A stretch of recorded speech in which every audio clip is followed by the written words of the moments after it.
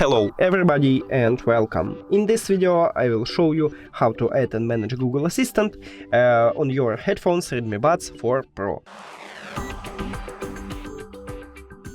You have to start by opening the application and now click on gestures.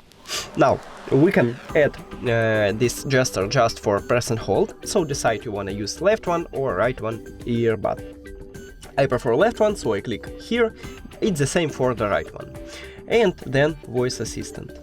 And now the touch area is located right here, so I should put it to my ear to show you.